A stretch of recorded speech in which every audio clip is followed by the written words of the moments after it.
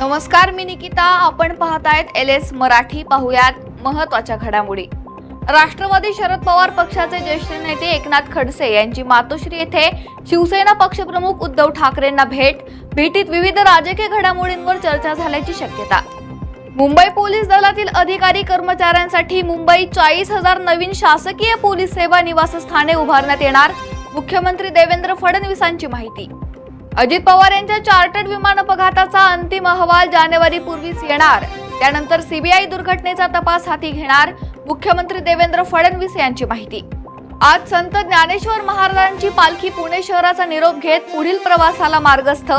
टाळ मृदुंगाचा गजर, विणेच्या सुरांचा नाद आणि हरिनामाच्या गजरात संपूर्ण परिसर भक्तिमय. संत तुकाराम महाराज पालखीचे आज सकाळी हडपसर येथून लोणीच्या दिशेने प्रस्थान. लोणीमध्ये पालखीचा आज मुक्काम असणार. राम मंदिरातील 20 जणांचे राजीनामे. अपहार प्रकरणी निष्पक्ष व कालबद्ध चौकशीची मागणी करणाऱ्या 3 याचिकांवर सर्वोच्च न्यायालय 13 जुलैला सुनावणी घेणार.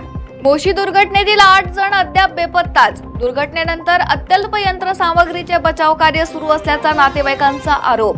वाशिमच्या अनसिंगमध्ये धोकादायक वीज खांब कोसळला. धोकादायक वीज खांबाची तातडीने पाहणी करून त्यांची दुरुस्ती करावी, नागरिकांची मागणी. बीड जिल्हा रुग्णालयातील लिफ्ट सुरू नसल्याने रुग्णाला झोळीतून करावं लागलं दुसऱ्या मजल्यावर शिफ्ट. धक्कादायक व्हिडिओ सोशल मीडियावर व्हायरल. आषाढीच्या तोंडावर पंढरपुरात महिला चोरांची टोळी सक्रिय. विठ्ठल मंदिर परिसरात मंगळसूत्र चोरी करताना महिला चोरांची टोळी सीसीटीव्हीत कैद. संशयित महिलांना पोलिसांच्या ताब्यात. या होत्या महत्त्वाच्या घडामोडी. पाहत रहा LS मराठी.